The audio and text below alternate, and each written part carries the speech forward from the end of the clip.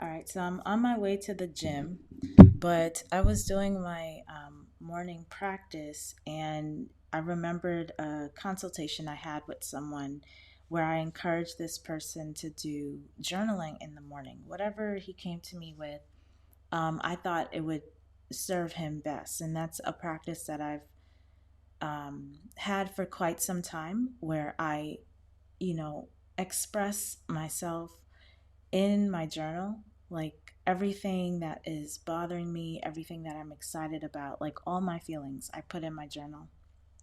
And it's really helpful for me because I can see my thoughts on paper. And then also, most recently, I see progress that I've made. Sometimes your head is so deep down in the work, trying to achieve your goals and aspirations that you don't even see like how far you've come. And so recently, I was randomly searching through something, and luckily, um, I went into my journal and I saw that I managed to reach a goal in half the time. And it was a pretty significant goal, something I had been working towards for a long time. But I made one decision that helped me get there in half my expected time.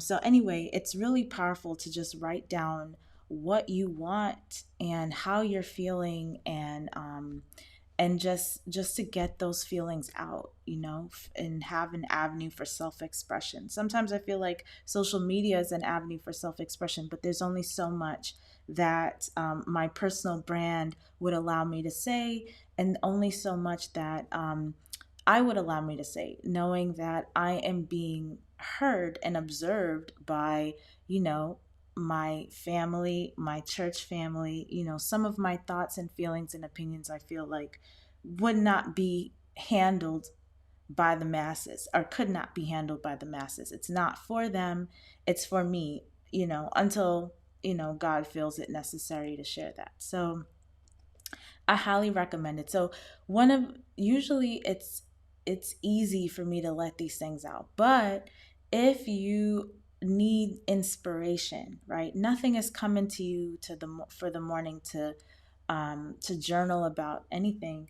I got this really fun thing, something I was eyeing for a long time, and it's by Abiola Abrams, African Goddess Rising Oracle cards. Now, I definitely identify as a Christian, um, but I also find the metaphysical space, New Age world fascinating, and actually, Agape Spiritual Center. Um, is like one of the churches that I regularly attend online. And when I lived in LA, I went there physically, especially during the pandemic, 2020, 2021. I forget when, but that there was that time was a really tough time, and they really helped me a lot. I think it was 2020, like the end of 2020 going into 2021. Um, so I would really consider this as a part of that. And the cards are culturally relevant for me because it's all pulling from African ancestry and the Caribbean. So all of the goddesses that are on here are, from they look like me. And then when you read in the book, they have explanations. She has explanations here of where they're from. So I just opened randomly to 12 Seven Sisters, goddess of creativity, from New Orleans. This one's from New Orleans. Then you have one, Jumbi, Shadow of Mass, from the Caribbean. And so she has explanations in here, their guidance, embodiment, declaration, all this stuff. So it's really interesting. And what I do is I pretty much lay out.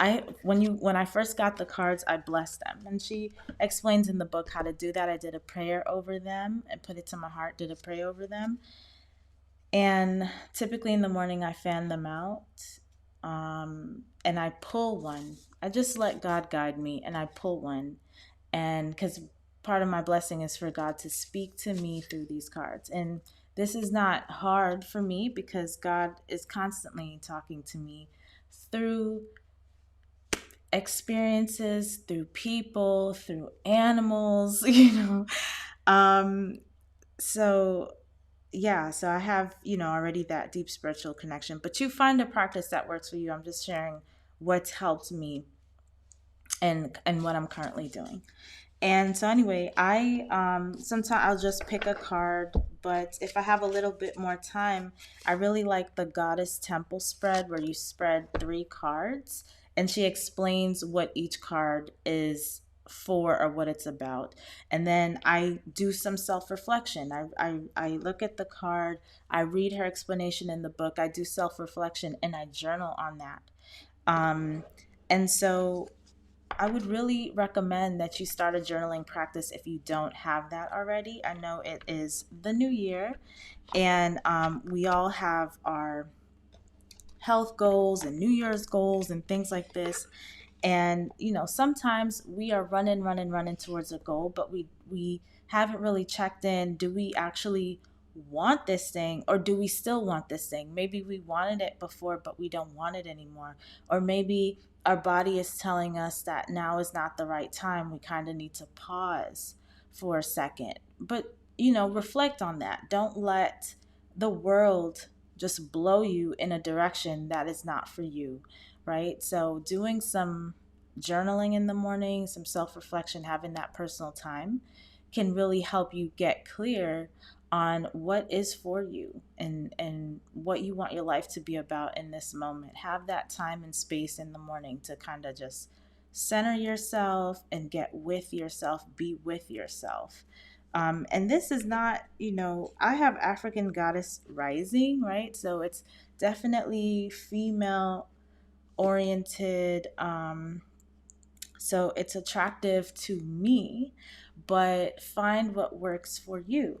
There are other things you could do. If there's a book you really like or a book that resonates with you, maybe that's your goal for the year, you've already read through it, you could randomly flip through a page, read a page, reflect on it, journal on it, right? Because the whole point is to make sure that you have a regular practice of writing your thoughts and feelings in the morning. So if you need a trigger, which historically, we would do journal prompts and stuff like that. I remember I offered that at one point, or years ago, I was offering journal prompts. And you could do journal prompts, but I've gone through a lot of journals, and even my own prompts, right? After a while, it gets tired. So you want something that's actually going to encourage you and motivate you to write, especially if you're starting it as a practice.